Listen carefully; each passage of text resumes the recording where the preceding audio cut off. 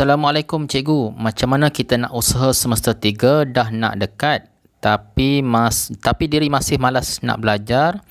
Ada terdetik juga rasa nak belajar tapi malas menghalang saya. Result semester 1 dan 2 pun teruk. So kena repeat banyak paper. Saya tak tahu macam mana nak belajar dengan betul. Ada tips tak?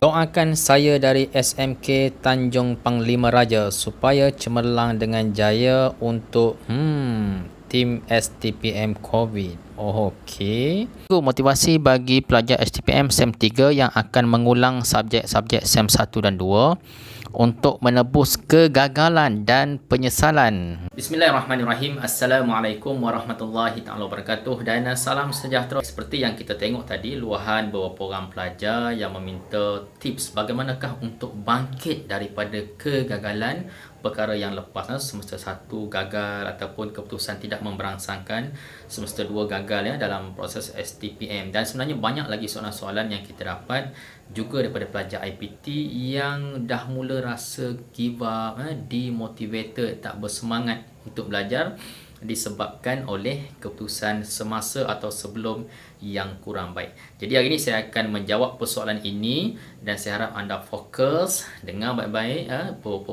beberapa perkara yang kita kongsikan ini, insya-Allah ya. Insya-Allah akan dapat membantu anda untuk bangkit kembali sampai sesuatu yang lebih baik, dan sudah pasti kita nak satu yang cemerlang insya-Allah. Saya dah sediakan 1 2 3 4 5 perkara yang kita akan bincang dan kupas detail pada hari ini. Tetapi sebelum itu ya, sebelum kita pergi pada 5 perkara itu, dia ada satu prasyarat untuk perbincangan pada hari ini, iaitu tentang cognitive setting. Jadi sebelum kita pergi pada 5 perkara ini, kita akan bincangkan soal cognitive setting. Cognitive setting ini adalah perkara yang wajib kita tune dalam minda kita. Sebab itu saya katakan sebagai cognitive setting. Jika tak selesai yang ni, tak ada makna kita faham kupas 5 perkara ini. Baik, dalam cognitive setting ini yang saya nak bawa anda faham adalah soal peristiwa. Peristiwa dia ada 2. Peristiwa boleh ubah, lawan dia tidak boleh ubah. Okey. Peristiwa boleh ubah, lawan peristiwa tidak boleh ubah. Baik. Apabila kita melalui kegagalan atau kekecewaan, kita mesti buat satu cognitive setting balik dalam diri kita, iaitu kita menegur diri kita, kita memberitahu pada diri kita adalah soal peristiwa, iaitu kita katakan dalam minda kita bahawa peristiwa yang lalu, yang lepas, yang past tense tidak boleh diubah lagi.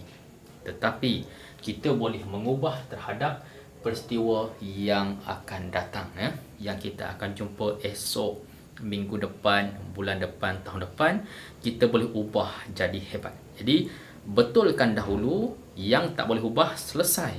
Walaupun gagal, kecewa, kecundang dan sebagainya, tetapi yang next, yang boleh diubah, itu yang kita nak proses ya. Jadi kalau kita tak setting betul-betul dalam kognitif kita, pemikiran kita bahawa perkara yang boleh ubah dengan perkara tak boleh ubah, dikhawatiri usaha-usaha kita selepas itu tidak bermakna dan tidak memberi kesan yang efektif kepada masa depan kita.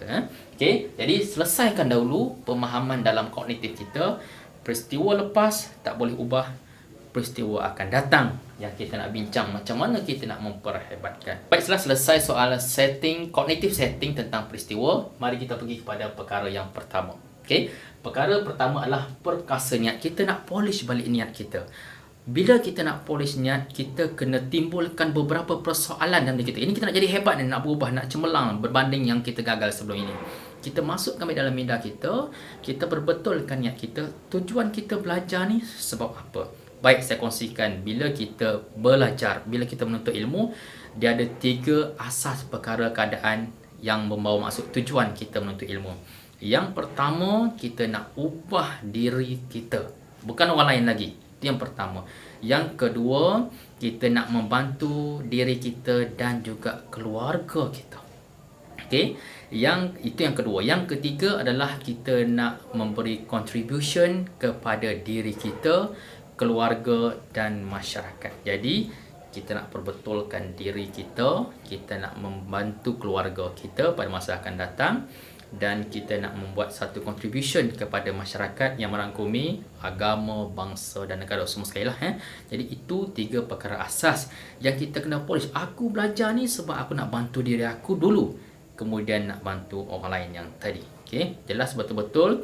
Dan kita nak ilmu yang kita pelajari, mestilah ilmu itu dapat memberi manfaat, bermanfaat kepada diri dan orang lain. So kita ambil sedikit masa untuk kita polish balik bahawa niat kita itu jelas. Niat penting. Untuk kadang-kadang mungkin kita dah niat elok sebelum ni tapi tak apa jelas. Jadi kita ambil balik masa untuk relax, tenang, polish balik niat kita secara sistematik. Okey, itu yang pertama. Okey, yang kedua adalah soal time management. Baik, semua orang di dunia ni kita kena faham bahawa orang yang berjaya semua di dunia ini, mereka berjaya soal time management, pengurusan masa. Jadi bermaksud orang yang gagal semuanya adalah soal gagal urus masa. Time management dia fail. Okey? Sebab apa? Kalau kita lihat Allah Subhanahu Wa Taala bagi semua orang adil, sama dari segi soal masa. Doktor pakar 24 jam satu hari. Orang biasa 24 jam satu hari. Cikgu 24 jam satu hari. Pelajar, orang kaya, orang miskin 24 jam satu hari. Even bayi yang baru lahir pun, yang tak ada kerja, yang tak perlu sekolah, bayi baru umur setahun, tak ada nak kena ambil SPM, STPM, tak perlu masuk universiti lagi, pun Allah bagi 24 jam. Sama. Okay? Jadi soal masa Allah beri adil kepada kita. Ada orang berjaya 24 jam, ada orang gunakan 24 jam dia untuk berjaya. Dan ramai juga orang kerana 24 jamnya dia menjadi orang yang gagal. Jadi kita kena semak balik. Semak balik. Yang pertama sekali waktu tidur. Waktu tidur. Orang berjaya dia urus waktu tidur. Anda baca warna buku, ramai sangat orang di dunia. Saya pun dah semak banyak. Salah satu petua orang berjaya, dia urus waktu tidur. Sebab apa? Waktu tidur berkaitan dengan kecukupan oksigen dalam otak. Kita ni kadang-kadang kita belajar banyak, kita ulang kaji banyak, tapi kita tak setting waktu tidur. Maka pembelajaran kita tak berkesan. Rasa je macam hebat, tetapi ilmu tak masuk. Macam masuk tapi tak melekat. Because oksigen tak balance dalam kita punya otak dan sebagainya. Jadi tengok balik waktu tidur kita. Terlebih ke? Ini ramai sangat kurang pun tidak boleh. Jadi cek balik berapa jam tidur. Biasanya yang belajar STP ni 4-5 jam pun dah cukup. Selalu 5 jam 6 jam okey. 5 jam 6 jam okey. Tidur jangan terlebih, takut jadi lembab. Kita punya strength tu dah hilang power, dah jadi weak kita punya body. Okey. Terlebih tidur jangan, sangat kurang pun bahaya. Jadi semak balik waktu tidur bila. Okey, dan waktu tidur ini dia berkaitan dengan waktu kita bangun malam untuk belajar. Orang besar STPM ke IPT ni kira orang dewasa lah, peringkat orang besar ni, kita belajar salah satu waktu yang efektif adalah bangun malam. Tidur awal sedikit, lepas belajar ulang kaji malam tidur awal sedikit, dan kita plan nak bangun malam pukul berapa? Pukul 3 pagi, 3:30 pagi dan sebagainya. Tapi waktu bangun malam mesti ada. Okey, kalau pelajar Islam saya nak cadangkan di sini. Sebenarnya saya dah sebut dalam video-video saya yang sebelum ini. Bangun malam sebelum belajar, mandi, ambil wuduk dan sebagainya. Lakukan TTH plus D. TTH plus D. T apa? T yang mula-mula tahajud 2 rakaat. Okey, selepas tahajud 2 rakaat, taubat 2 rakaat. Selepas taubat 2 rakaat, hajat 2 rakaat. Solat sunat taubat, solat sunat hajat. Solat sunat tahajud, solat sunat taubat, solat sunat hajat. 2, 2, 2. Berdoa dan belajar sampai ke subuh. Ambillah bangun pukul 4 pagi ke 4:30. Selesai solat-solat sunat tadi, belajar sampai ke subuh. Solat subuh. Kemudian bila dah cukup waktu, solat lagi tambah satu lagi. Duha 2 rakaat di sebelah pagi. Okey, urus masa, cari masa ni nak perbaiki diri. Petua-petua tips yang saya kongsikan ini dibuat oleh ramai orang. Senyap-senyap mereka mengubah diri. Dalam konteks orang tak perasan pun mereka ubah diri. Jadi tolong buat. Okey, malam. Okey, bangun malam, waktu tidur urus waktu tidur, waktu bangun malam untuk belajar, berdoa dan semayang. Doa, ini pun dah banyak kali saya sebut dalam video-video sebelum ini, doa kena ada strategi. Doa kena kerap berani jelaskan kepada Allah, minta dengan Allah secara jelas apa yang kita mahu dalam kehidupan kita. Doa spesifik boleh, bagi tahu terus, ya Allah, nak suruh Allah kita bantu apa? Pemahaman. Nak suruh Allah bantu kita menguasai matematik, menguasai English dan sebagainya. Minta direct dengan Allah Subhanahu Wa Taala secara jelas. Doa kena latih diri berani minta jelas dengan Allah yang kita nak apa. Boleh? So, tak perlu bagi tahu orang, kita sendiri, hanya kita dengan Allah SWT. Minta satu persatu, perincikan satu persatu dalam doa kita nak apa dalam hidup. Dalam konteks belajar, nak lulus, nak cemerlang, nak apa semua tu, jelaskan. Mengadu, orang tak tahu pun, kita dengan Allah sahaja. Minta apa yang kita nak. Boleh? Baik. Dan time management juga belajar. Kita kena semak balik, betul ke tidak waktu kita belajar. Ada orang dia belajar banyak sangat sampai tak ada waktu langsung untuk beriadah, bersukan. Tidak elok juga ya. Ada orang dia belajar non-stop. Dan satu perkongsian saya pernah dengar, salah satu orang dia belajar berkesan ni, dia belajar dan bila dia rehat, ada ruang dia mandi sedikit, dia basuh muka, dia nak segarkan balik sebagainya. Semak balik, kalau kita nak belajar benda yang melibatkan hafalan dan bacaan, waktu mana? Biasanya waktu malam. Pengiraan waktu tengah hari atau pagi boleh, otak fresh, kita boleh. Kita semak balik. Dan belajar ni, kalau boleh dalam satu-satu fasa belajar, jangan lebih 30 minit. No, please. Kita rasa kita power hebat pun, belajar 20 ke 30 minit, bagi otak rehat sekejap, minum air kosong dan sebagainya, tak kisahlah, rehat sekejap, and then barulah kita continue semula belajar ya. So kena ada strategi. Ada orang dia belajar 15 minit saja, 15 minit, rehat 10 minit, 5 minit, belajar balik 15 minit, rehat kejap, belajar balik. Okey, konsisten lah, berjadual, mesti jelas. Kita susun dalam satu minggu apa yang kita nak kuasai. Dalam setiap minggu apa yang kita nak kuasai, kita tulis jelaskan ya. Jadi pastikan perkara-perkara time management, ingat mulakan dengan waktu tidur, setting waktu tidur, serius rancang waktu tidur, waktu bangun malam untuk lakukan perkara-perkara ini, waktu berdoa, waktu belajar, very specific. Boleh? Baik, itu yang kedua. Baik, yang ketiga adalah yang saya nak promote di sini untuk membuat perubahan dalam belajar yang kita sangat nak galakkan adalah sedekah versi pelajar. Pelajar ni kita tahu tak bekerja, tak ada sumber pendapatan yang khas, nak bersedekah banyak-banyak memang tak mampu biasanya. Tetapi kita nak promote adalah belajar bersedekah sikit-sikit, tak apa. Buat simpanan sedikit, duit yang kita belanja setiap hari yang keluarga kita bagi, 50 sen ke simpan setiap hari, okey, dan pada hari Minggu kita bersedekah contohnya. Kalau tak mampu buat harian kan, masuk dalam tabung masjid ataupun beri kepada sesiapa orang susah. Kalau kita dapat beasiswa ni, STPM dapat beasiswa ke, atau di IPT dapat beasiswa, ambil sedikit persen daripada duit beasiswa itu atau PTPTN atau dan sebagainya untuk dijadikan wang sedekah. Ingat, sedekah dia berkait dengan rezeki yang kita dapat, dan keputusan cemerlang, keputusan yang baik dalam peperiksaan adalah rezeki.